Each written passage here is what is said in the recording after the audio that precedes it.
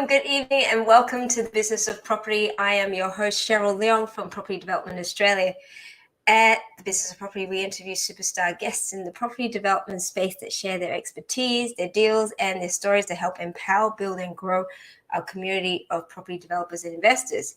Hello to Facebook, LinkedIn, YouTube land. If you're following us on the live today, please give me a shout out in the comments section. If you're watching the replay, type in #replay. So our guest tonight has over 15 years practice in the field of architecture and is at one of the best design firms in Australia and one of Australia's large commercial firms. She is a registered architect who specialises in residential development across New South Wales. Nikki 𝐍𝐤𝐤𝐢 started her company Test Before You Invest in 2019, where her team and herself turned conventional architecture on its head, making qualified design advice available to anyone on a budget. Because this is one of the questions we ask all the time when we're about to, when we're looking at sites is what can we do on this site and what's it going to cost me? So today we're going to be talking about the 4 key design and build trends going into 2023, because we're already midway through December. So we want to know what to look forward to into our projects in the new year. Without further ado, I'd love to invite Nikki down to Business of Property dance floor to share with us a bit of some insights into this. Hello, Nikki. Hi, Cheryl. Hello, how are you? Hello, everybody. Great to have you here today. Thank you. So, Nikki, before we even start around trends and design, tell us a little bit about Test Before You Invest.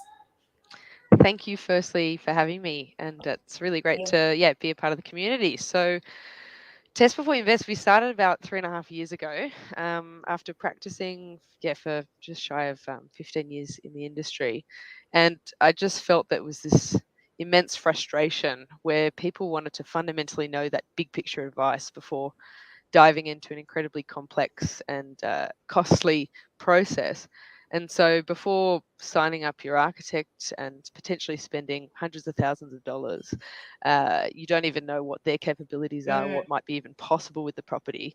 Why not take a step back and instead of spending those thousands of dollars, spend a few $100s to get that big picture understanding, to understand the level of risk to your proposal, to understand ballpark cost figures and estimates as to where you might be sitting, not just for the cost of construction, but the total cost of works, including all the other fees and bits and pieces to get your project across the line.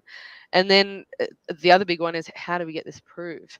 And how long does this take from start to finish? So essentially, those are the 4 key questions that people want to ask when they're starting their process. And there's not really that service to just give them that big picture. So that's where we come in. And so is it planning as well as architectural sort of feasibilities, or is it just the architectural feasibility side of things?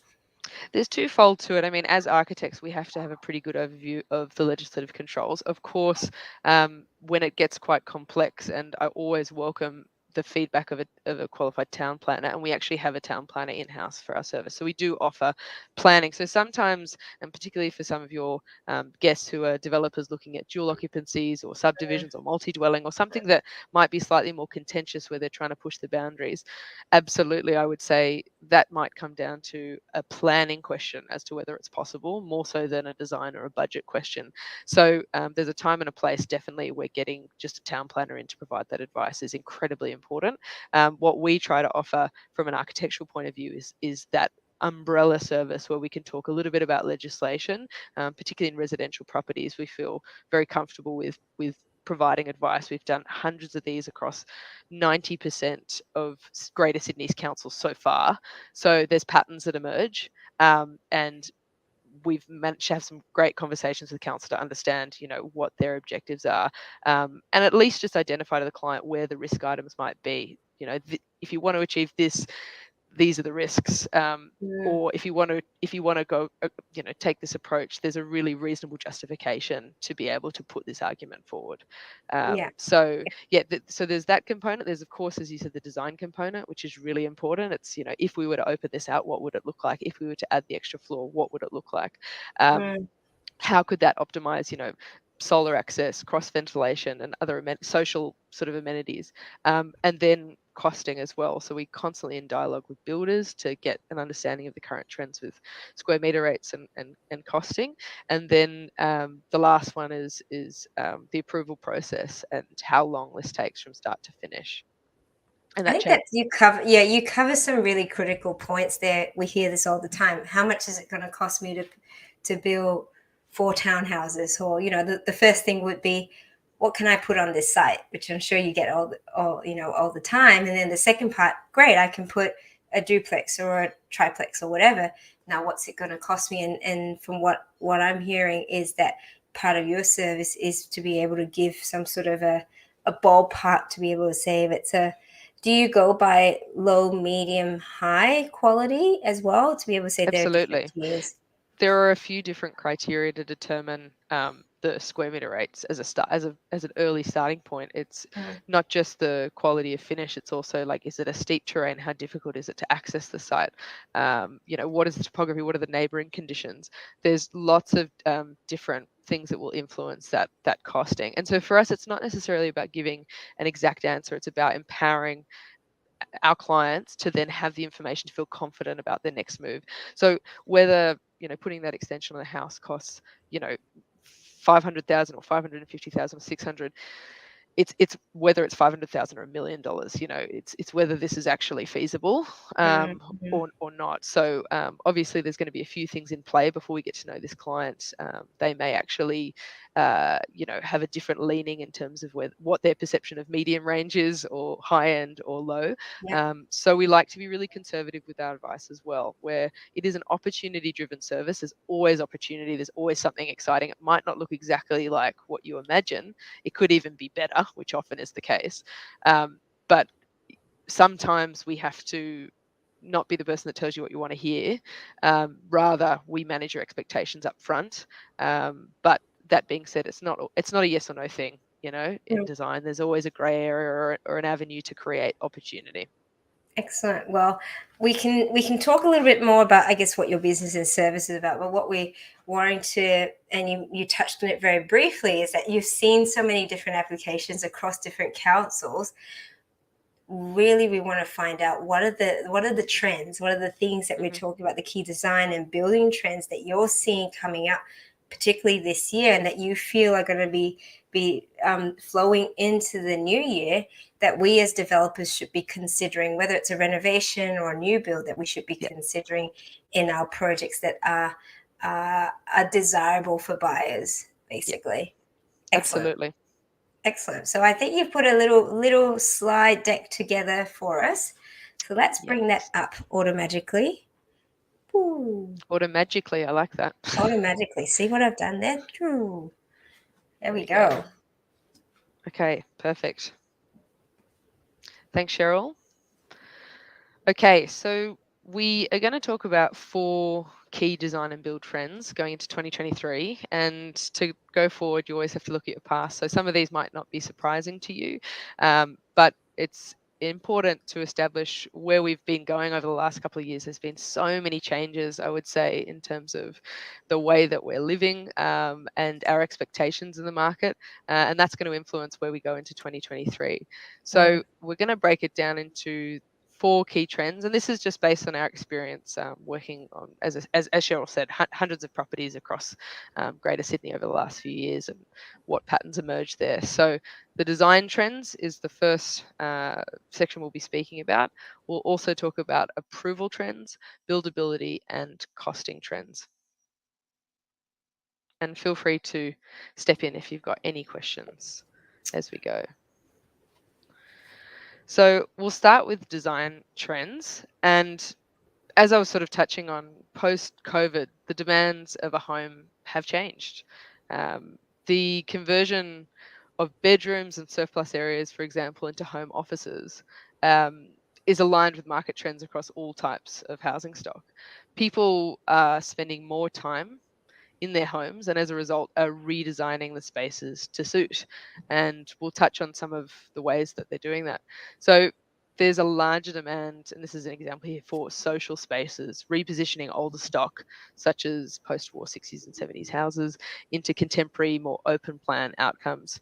typically, and I'll show you in a floor plan coming up, typically older houses have separate and disconnected living, dining and kitchen areas. You can see here is an example. So on the left-hand side is a floor plan of an old house, double brick house in Roseville in Sydney. And there's a few pretty obvious things going on here that have great opportunity to be optimized. So in this case, you've got the living area that's facing the front of the house rather than opening out into the garden. The kitchen is completely separated from the dining and living areas. There's no clear division of social zones versus private zones, and there's nothing better than having the bedrooms in like a quieter zone so that the social spaces aren't interrupting if you want to retreat, and vice versa. The master bedroom not having an ensuite, and different sizes for the other bedrooms, and the classic separate bathroom to water closet, toilet. And then the big one, I think, is that you don't have a living room that just opens out to that garden. So the reason I'm showing this example is because in this case, it was a conservation area building. And initially the client was looking at extending out the rear to meet the needs of this old house. And what that was doing was creating a huge amount of excavation, waterproofing issues, and self-shadowing, because the back of it is actually sort of a southeast orientation. So even though that's in their head what they thought they wanted, when they looked at it, they were sort of like, this is not actually what we want. They originally got a draftsperson to draw it up. And so there was another way. The other thing about, going through doing the extension meant they had to go through council, because it would have to be a development application. You can't do a CDC for adding footprint to conservation area buildings. But looking at the footprint, a lot of these older houses have a lot of inefficiency in their floor plan. You can see in this one, so this is another trend when you're converting an older house, is that you might think that you need to add more, but actually there's a great opportunity to just repurpose oversized and underutilized spaces. So in this instance, what we did was reconfigure some of the internal walls, which meant you could do it with a CDC, because under the Housing Alterations Code, you can do a CDC. Didn't have to go through council, didn't have to produce shadow analysis drawings and statement of environmental effects and all those other things that can cost a lot. And it was approved within a month, as opposed to waiting, we say 3 to 6 months, but it's more like 6 to 9 months at the moment. We'll go through that. We'll touch on that in a little bit. And it meant that the cost was half the price to do this renovation, because we weren't doing any external works. So if you have a look at the image on the right-hand side, this is what reflects current market trends. We've got the inclusion of ensuite and large generous wardrobe, or a lot of people want the walk-in wardrobe as well for the master bedroom. We've included butler's pantry for the kitchen, which is repurposing the old laundry space. And we've got that dining, living, kitchen, which has great passive surveillance. Now, this is a really important point, is that because we're spending more time at home, having line of sight, so that when you're in the kitchen, you can see the kids in the dining, living room, out in the garden, is incredibly important. We're spending more time at home, so we have to make the home, an enjoyable and safe place to live. And then, as you can see, that sort of dining, living, everything just opens out now to that backyard and doesn't have any self-shadowing issues, because we're not extending out the back, and the cost implications of excavating, because it's on a bit of a slope. So all in all, instead of spending, almost $1 million on the renovation, this was a $350,000 project. Fantastic. and has added, $1 million worth of value in this particular area. Yeah, because you've added. Looking at that, like you've worked within the footprint. You haven't had to extend, and just looking structurally at sort of some of the walls as well, you haven't really had to touch any of the structural walls. That's right. Keeping those bounding walls, which, as you said, they're what's holding up the building. A little bit of demolition to that back rear wall, but it's centered. So, it's still holding on its edges. And this is an amazing building. It's a bit of a fortress, the double brick. And this is something we're going to talk about in buildability trends as well. It's like, people say this, but they don't build like this anymore. Yeah. And so, like the facade as well, because I think you mentioned is it in the heritage area? Conservation area. Conservation. Yes, right. Conservation. So the front of the house, it looks like you haven't even had to touch any part of the front of the house. And then you walk into this new property where there's this beautiful flow, and then you walk into the kitchen and the living, it's all open plan. You've picked up a really good trend there. So everyone wants to open their front door and be able to see all the way through into the garden, have that direct line of sight, which is also great for cross ventilation, natural cross ventilation, to have that draft from front to back. So you can see, if you look from left to right, there are a lot of obstructions, like essentially bedroom 3 is blocking that foyer view all the way through the courtyard at the back, the backyard.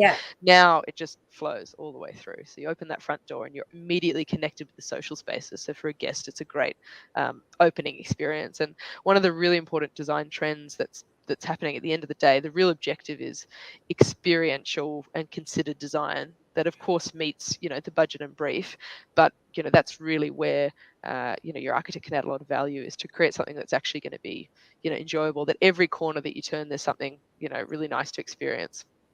I think this has been so cleverly done. I love that you've got the butler's pantry and the laundry, which opens up to the courtyard, so you can go in and out, whether it's entertaining or whichever, or getting the laundry out of the house. So drying, exactly. This is really clever. And you've made a 4-bedroom house out of technically it was meant to be a 2-bedroom.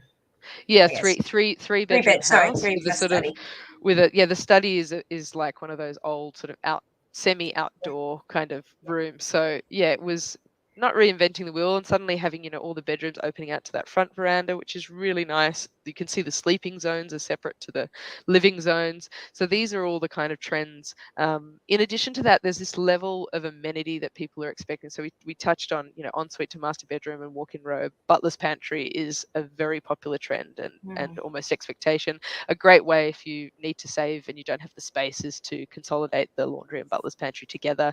Definitely an opportunity, I would say, having that direct access outside to hang, because electricity bills are getting higher and higher. If you have an opportunity to easily move from the laundry out to dry things naturally, so you're not spending as much on your electricity bills, you know, all those little things really add up. And because cost of construction has gone up, we've really got to think about other ways long term that we can save some money on the life cycle of a project. And then even things like, you know, where that laundry was, there was a little window you can see. So we've turned that into a servery. So when you're entertaining outside, it's really easy and social sort of flow. I mean, the other big one is storage. So that's always a brief item when we get inquiries coming through our page. It's just maximizing storage as well, especially like old kitchens. They just don't have the storage that the new ones do, and they're generally quite small. So I think the expectation is there for a larger kitchen with better storage. Yeah, this is fantastic. That's a really good outcome. And considering, you know, if the client was budgeting for $1 million and then only had to spend, you know, just over a quarter of that or a third of that, that's a great outcome. And it's just to say also that sometimes what you think you want, when you put it on paper, it might not actually be what you want. When we put this on paper, the client was like, I know that's not what I thought, but this is what I wanted. You know, this is actually what excites me. So it's just to say that sometimes, you know, you can repurpose what's there rather than just adding on, and it's going to save you some serious dollars. Yeah, fantastic. Awesome. What else can we look at? I mean, in addition, there are other amenities, particularly because we've been spending more time at home. So swimming pools and other sort of outdoor amenities. The other big ones we found have been EV chargers for electric cars, rainwater tanks for on-site storage to minimize those water bills. Similarly, solar panels fall under that as well to reduce the electricity bills. And just, essentially the return of the garden, as opposed to building the entire footprint, maximizing floor space ratio and buildable area. Now people are going, hang on a second, like actually there's a lot of value in being able to breathe, having some open space, some private open space, because we might be stuck at home. Fingers crossed not. Yes, but hopefully not. And even looking at these two, both left and the right, it can come down to at what stage you are in your life, you know, your life as well, whether you do want a little bit of garden or you like the fact that you can have a pool at home with less maintenance, but you've got low maintenance plants as well. Absolutely. Yeah, but you've hit the nail on the head. I mean, at the end of the day, there are certain trends, but when you're talking about owner occupiers, it's an incredibly personal thing. I mean, some people just have a specific thing that might not be logical, but it's what they want, and they're more concerned about that than the you know, what that's going to mean in terms of overspending on your investment. But that being said, I would say 90% of the projects that we do People just want a butler's pantry, they want open plan living, dining, kitchen, they want an ensuite to their master bedroom. You know, there are certain things that pretty much everyone wants in the 21st century in terms of how they want to live. And that reflects, if you've got an investment property, what you should be considering to ensure that buyers are excited to purchase. Yeah, absolutely. Okie dokie. And yeah, this is just to reiterate again that the real objective here is to design something experiential and considered, so anyone can kind of slap together a proposal. The statistics, interestingly, actually, I think I've got here, show that and I found this really interesting. The alarming statistic, and the reason actually Test Before You Invest was founded, is that only 5% of Australians are using an architect when renovating or rebuilding a property.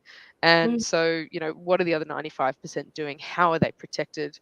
You know, we wanted to be able to offer a way that everyone can access an architect no matter what your budget is. But there was a study at the University of Melbourne in 2018 that found that houses that are renovated by architects substantially increase the return on a property.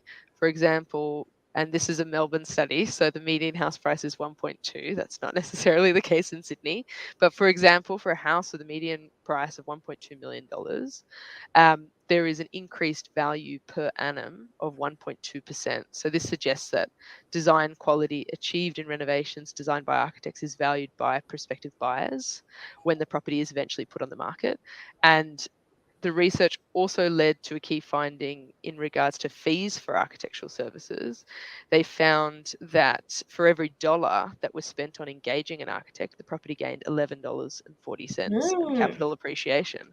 So whilst, you know, architectural service fees might seem high compared to going at it alone, the value returned on this investment in the long term is much higher.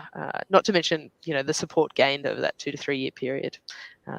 To kind of manage the stress and the complexity, help you through the maze. Yeah, those are some good numbers, and so I'm sure you get the question often would be, what's the difference between an architect and what's the difference and a draftsperson? Yeah, absolutely. And I think the most important thing to say initially is that there is a place for both professions, but they are incredibly different. So it's just about really being informed about the differences between the two. And I actually have a table which I'm happy to send out that has that tables the differences between the two. Okay. But essentially, I think the most important one, and look, I am a registered architect, but as I said, I really do believe that there's a place for both. The amount of projects I've done where I've helped lay the groundwork and then said, look, you guys don't necessarily have the budget to, or it's not a complex project. If you wanted to save a bit of money, I think this is one where, you know, a building designer or a draftsperson could just assist to bring it to life. But essentially, the architect has a more of an umbrella role end to end. A draftsperson will come up with the documentation. They may take literally what your specific brief is, as opposed to potentially reading between the lines to come up with an option that really maximizes the orientation of the property, sort of similar to the scenario that I presented before, where it might not necessarily be the right solution to just do what's literally been requested, and to sort of challenge that to get a better outcome from a cost, design, and environmental perspective. The biggest thing, I think, is that for an architect to be registered, it's not about me being able to call myself an architect. That's not why we get registered. We're actually responsible to a board, to the New South Wales Architects Registration Board and all the boards across Australia, which is there to protect the consumer. So to be a registered architect, we have to have a certain level of professional indemnity insurance. We have to maintain continual professional development points annually, continue our education. There's so many other responsibilities and requirements that we need. So it means if something goes wrong, you have avenues as a consumer to be protected. They have the insurances in place. They're responsible reporting back to a board. If you have any complaints, you can access those avenues to be able to get some assistance to protect yourself. And this is the most expensive thing you're going to do other than buying the property itself. Maybe it's more if you're a developer and you're actually, you know, so I would say don't scrimp on the people and the upfront planning. That's, you know, 20% of what the total cost. The real cost is in the build. So if you get that 20% wrong, it can have a real knock-on effect. Yeah, absolutely. And so that's good. Thank you for clarifying that, Nikki. Because again, it comes up very often, and you sort of go, "Well, building designer, draftsperson tends to be, cheaper." Again, Yeah, it's good for you to reiterate that there's a place for each profession. So that's awesome. absolutely. Looking at this, that stairs is a bit questionable on the left. What's happened? What's happened here? Yeah, this is a pretty crazy building. I think I've got another image of it coming up because it's an interesting case study for when we talk about approval trends, which is actually a good segue to the next slide. But essentially, it's a building that's gone through multiple iterations. It's got like a Jetsons type entry at the front. It's been rendered over what was like a beautiful exposed brick originally. And you can see there's some pretty wacky stuff going on with how the handrail spirals around, and then there's a bulbous column sort of sticking up behind. Yes. So part of the renovation of this particular project was to really open out that stair, because it's the hero. When you open the front door, that's what you see. And look, I Yes. haven't shown it in the best light because we were midway through construction on that project. So just to clarify for everyone, with our service, we do the upfront appraisal, but to be able to provide this sort of advice on costing and trends and buildability, we need to be able to deliver full scope projects to constantly stay exercising that design muscle and stay, in touch with builders frequently. So we do the full scope service as well. Fantastic. So Yep. here you've opened that up, and going back to sort of the trends of just having a more open space and welcoming and more light as well. Absolutely. And I can show you another example of a sort of interwar building where we've kind of tried to open that out as well. Okay, was there anything else, Cheryl? Did you have any other questions No, about design no, trends? oh We can good. always revisit, because design kind of finds its way into every other trend anyway. So the next one I wanted to speak about was approval trends. And this is going to be dependent on what kind of development that, everyone in the audience is undertaking. But obviously the key two are the development application, which is through council, and the complying development certificate, CDC, which is through a private certifier. And development applications, as I think everyone has felt, are taking longer to obtain approval and are often caught in subjective assessments. What may have taken, I think I covered this, 3 to 6 months, is now taking 6 to 9 months. And even with a fully compliant scheme, you are still not guaranteed an approval. So often, we have clients saying, oh, we're entitled to this amount of floor space ratio or this amount of gross floor area. Just because that number is available to you doesn't mean you're entitled to it, or at least that's often council's position. And every council is different. So I've got in my head pretty clearly where all of the councils sit, who are the biggest troublemakers, and which councils have been, a little bit more lenient. And that's obviously going to influence your strategy as well, depending on which LGA your property is positioned in. But even with, we spoke about, even with a fully compliant scheme, you're still not guaranteed an approval. And DAs they're costly exercises, and there's been a backlog in the planning system with limited staff to assess the sheer number of applications that are going through. And I mean, I think that it has increased because more people are sitting in their homes, stuck in their homes, looking around, going, let's create an opportunity here. What can I do to it? And are you seeing definitely more of a trend towards, as much as possible, CDC and councils implementing sort of the new low density housing scheme? Yeah, absolutely. To be able to bypass the DA process. Absolutely. So I'm going to cover a case study where that's exactly the case. So the increased amount of red tape to obtain approval through development application process has led to a lot of owners seeking these alternative pathways, most predominantly the complying development approach. Many people are exploring the CDC to bypass a council with the private certification. Why wouldn't you, essentially? If it's comes down to a couple of things that you just need to meet in terms of criteria to make it work, and it's not going to fundamentally compromise your scheme, it's a no-brainer to go through a complying development certificate, because you're getting it approved within 1 to 2 months realistically, as opposed to 3 to 6, 6 to 9. You know, we've had projects in certain councils that easily go to the 9-month mark, just because of the sheer load of projects they have. They get tossed around from assessor to assessor. Then there's a miscommunication, because one starts assessing it, they move it on to someone else, and they basically have to start all over again. And particularly if it's a contentious proposal, that obviously means you're opening up the floor to objections from neighbours and the subjectivity of council as well. So there's so many different engineers and experts that under the assessing duty assessor are going to have to assess the property as well and the proposal, and they're all going to have a very strong opinion specific to their expertise as to what needs to be changed. Whereas with a CDC, you don't have that, but it's incredibly strict. You either meet the criteria or you don't. If you don't, you've got to go through the DA. So the third option is, if the proposal in its entirety cannot be approved through the CDC, we're finding many of our clients are dividing their approval into 2. So the areas that can be approved through a CDC, they'll take those through with a private certifier. And then the areas that they can't go through a CDC, they'll take only those items to council.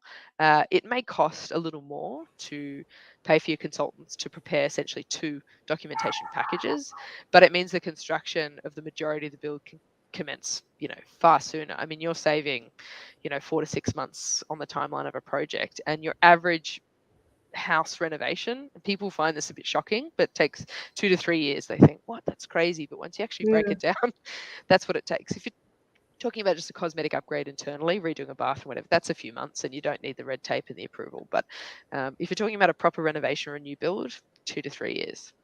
There's and the biggest way around that is a compliant development. That'll shave off 6 So months. we'll have a look at the next slide, which sort of shows you an example of how you've broken that up.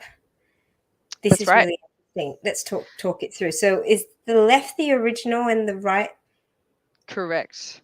And this is, you know, this is a fairly big project on a site in Dover Heights, but we've actually done a lot of jobs under CDC where it's your typical little semi-detached dwelling, and like a smaller sort of dwelling. But it's just a really good one to sort of clearly show what was divided up and what the process. So this is actually the job with that beautiful new stair. You can see on the left that little 𝐁𝐮𝐢𝐵 entry.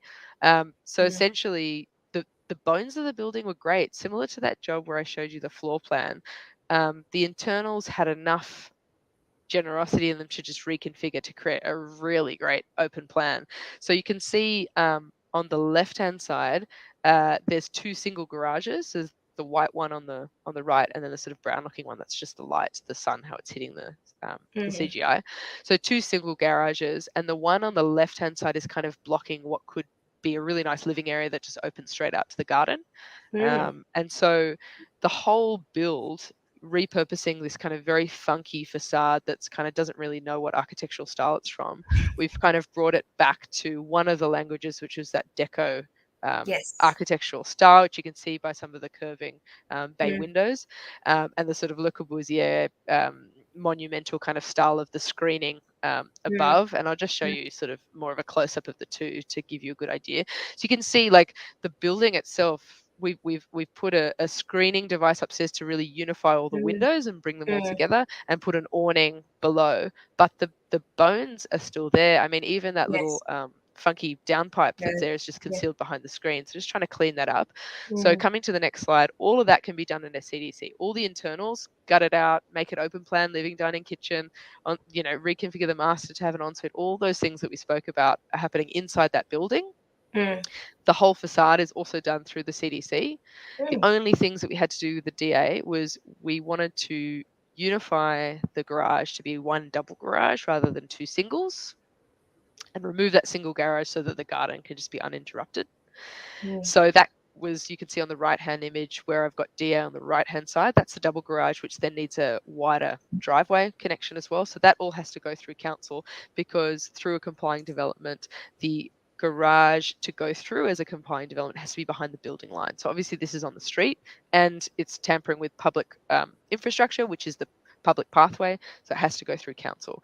The other thing on this particular project that had to go through council was the roof terrace. So projects, you can't have a roof terrace under a CDC, and really important, you can't do more than 2 stories under a CDC. So if you've got a terraced property, for example, where you've got 2 floors and you're trying to get that third on top, you can't do it under a CDC. So that might influence where you position that top floor so it's out of the way of the areas that are considered 2. So you can terrace it, but you can't have 3 stacked on top of each other. And that includes garages and storage. So some people go, oh, it's just a garage. Can't we put 2 floors on top of that?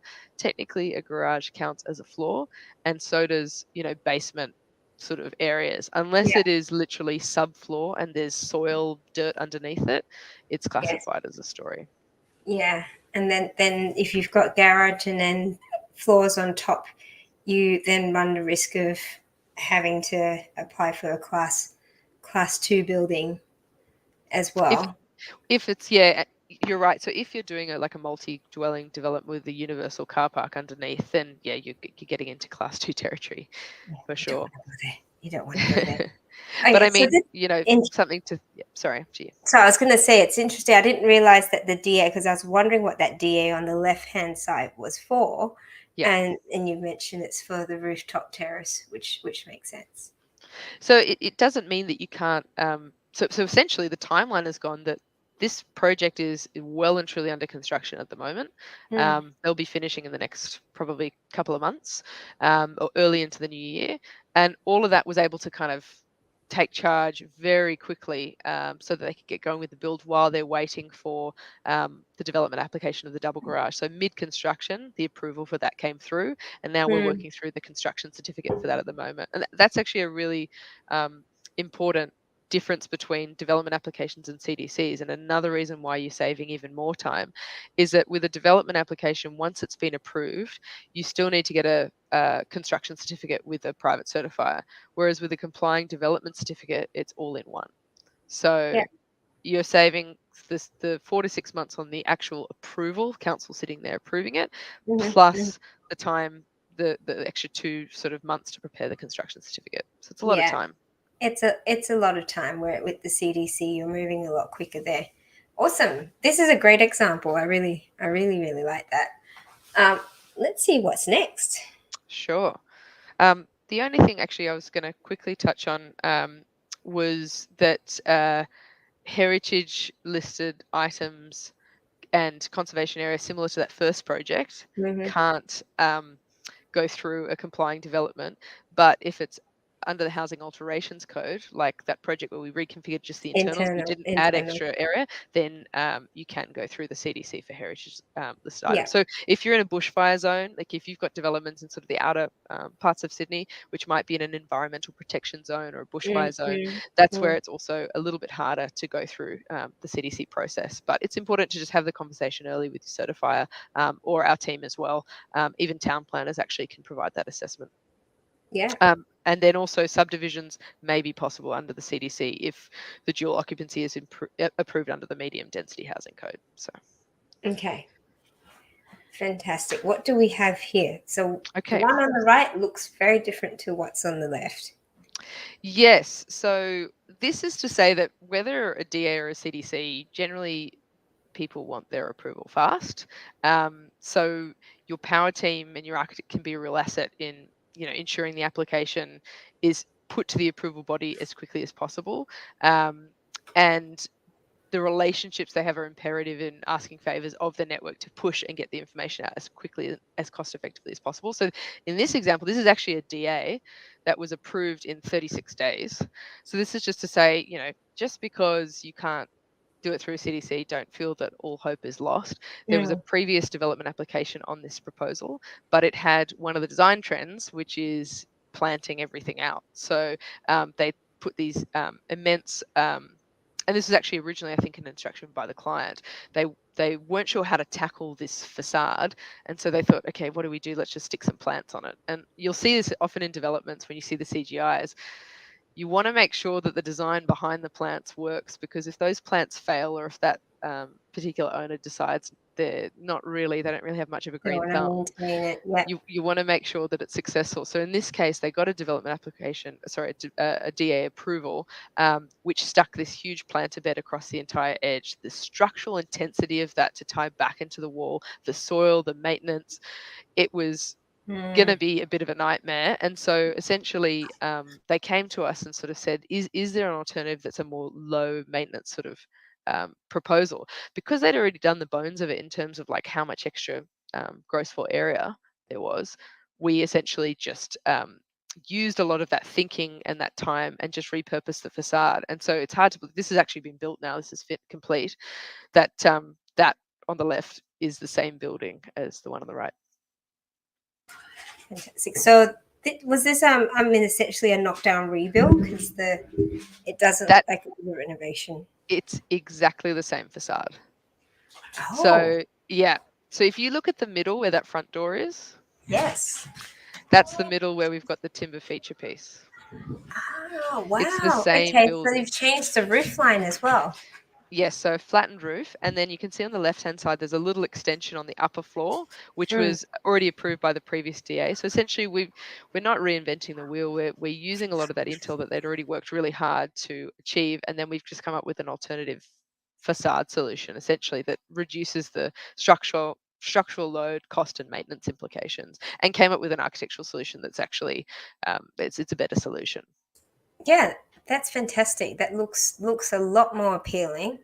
And then you've got it sort of breaking up the colors and that boldness of the white with the timber in between. That looks really good. It's just to say, this building was a bit of a hummer early 2000s kind of nothing, but the bones are good. So, you can get what feels like a brand new building, but salvage a lot of the walls, and that's going to save you a lot of money and time. And is that white paneling on the top basically cladding? Correct. Yes. So on the top, there's a mix of a weatherboard and timber white batten, and then we've obviously got the exposed double time timber batten, natural timber piece in the middle, because it's a relatively flat proposal. So we wanted to create the sense of dimension through textures and a bit of color as well. Yeah. What's the word you use? Experiential. Yes. Yeah, that's probably I love that. That's the word for the day. #experiential. A friend of mine who's an architect copywriter, yes, we'd laugh that it's archibabble. Architects sometimes use these words that aren't real words. Yeah. Fabulous. Okay, let's move on. Okay, so I want to talk about buildability trends. So according to CoreLogic's construction cost index, residential construction costs increased by 11% over the last 12 months. In particular, they're recording significant volatility in prefabricated framing, and the range of products affected by higher building material costs is only growing, with many suppliers having little choice but to pass on price increases. So I'm sure a lot of people in the room have felt that price increase and wondered, is it because of material shortages? Is it labor costs have increased? Is it a bit of both? And how does that reflect the builder's margin? If it's the same amount of time to actually prepare the build, are they reducing their margins? Similarly, all the people in the professional service space. So for example, a house like this one was probably a $2.5 to $3 million build, now is a $4 to $4.2 million build in the last 12 to 15 months.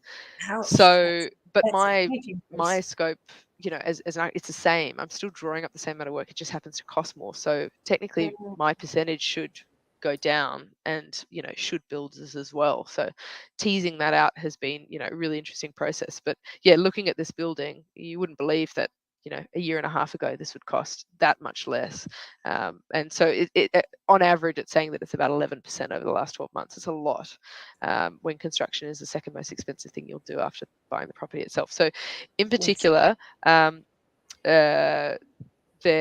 while some suppliers have noted a stabilization in sea freight prices, it was the increased cost of raw materials, labor and fuel that continues to put upward pressure on residential construction cost. As a result, we've seen a trend in customers seeking alternative construction methodologies. Some examples of that are substituting timber with steel, masonry, and concrete. So there was a timber shortage, which has meant that a lot of builders have just gone, we've got to, keep the ball rolling. It was really interesting. There was at a point, one of the feedback we got from one of our builders was there was a point where it was almost the same price to go with a more masonry or concrete construction than to go with timber. And it's crazy because obviously the thermal performance and the properties of going with masonry and concrete is exceedingly better than going with timber. But as a result of that, over the last sort of probably 6 months, the cost of masonry and concrete has gone up because of the supply and demand. So sourcing local materials, this is another trend, is sourcing local materials because of long lead times, importing costs, more awareness of the environmental emissions to transport long distances, and even just supporting local businesses as well.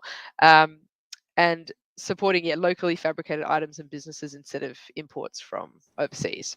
From overseas, yeah.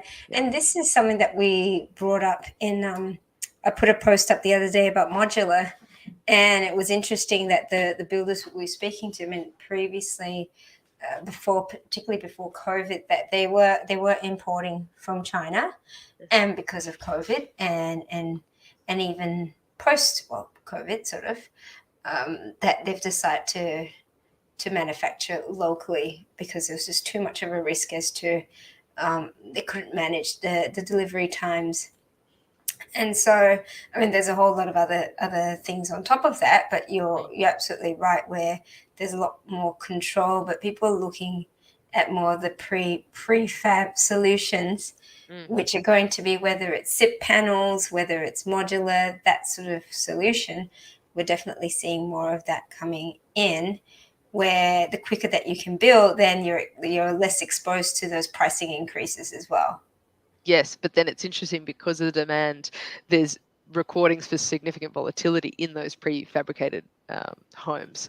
And some of the prefab homes have actually gone under as well because they haven't been able to meet the cost.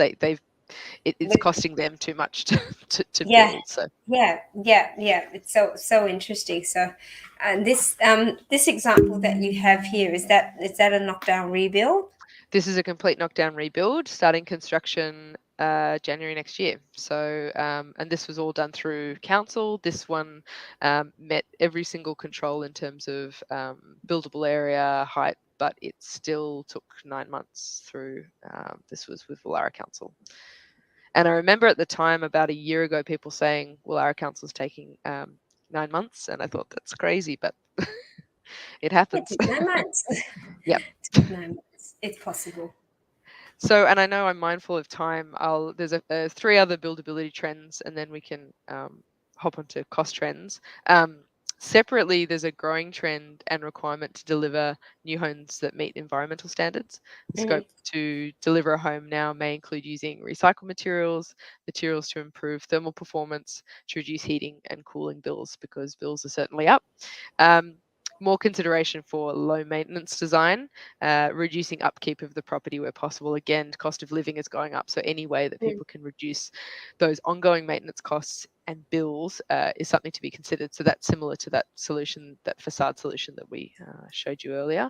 And then the last one is just conscious of using non-combustible materials to reduce chances of fire spreading, particularly after all the bushfires. Yes, yeah, absolutely. No one wants combustible materials. Cost trends. Right.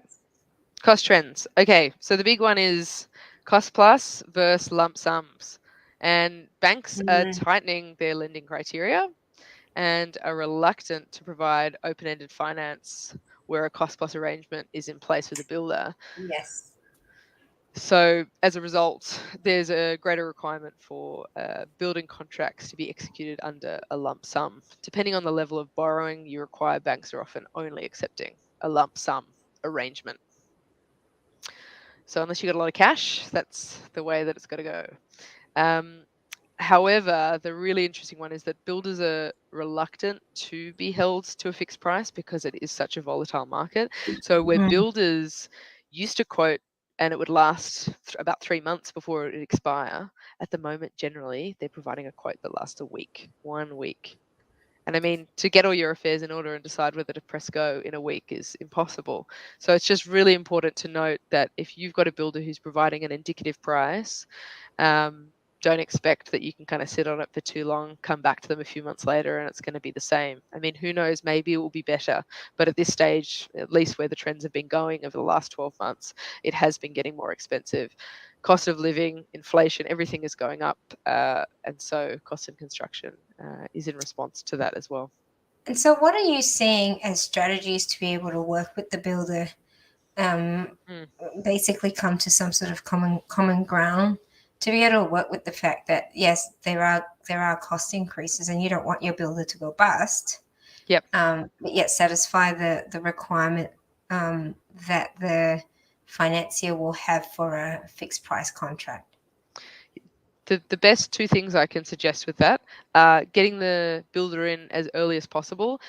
Even if you're going to a competitive tender, there'll be one person that you can start. For them, the advantage is they're, in front of you first, and so they're going to have that sort of first mover's advantage essentially with the client. Get their feedback the moment that you've got a concept in place. So constantly try and verify or get a quantity surveyor.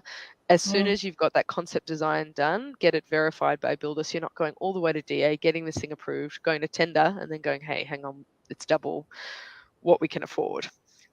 So that's the first thing. And the second thing, to reduce, as you said, any omissions or provisional sums, to actually get the most honest understanding of what that lump sum will be, you've got to do detailed documentation. So you might be spending a little bit more on your architect to prepare a specification and a detailed set of construction drawings, but it's not only allowing your builder to actually quantify everything properly, it's minimizing the opportunity for variations. If you can lock that in, then the owner is less likely to change their mind on something, and then suddenly the costs just keep creeping and creeping.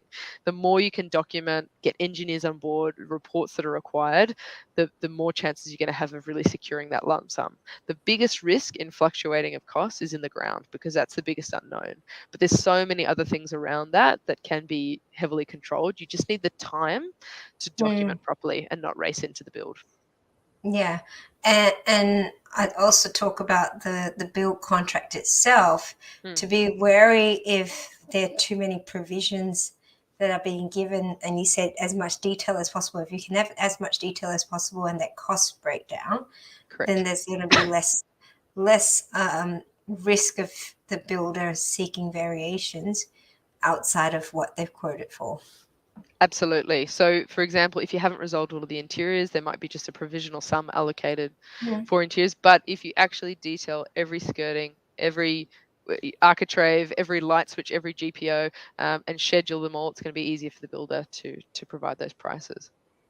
Fantastic. That's good advice there. Awesome. We seem to have lost our slides. We did. That's right. We can keep going. Okay. We have some technical difficulties there. I can see it. There we go. There we are. We're back. I just pulled it back on.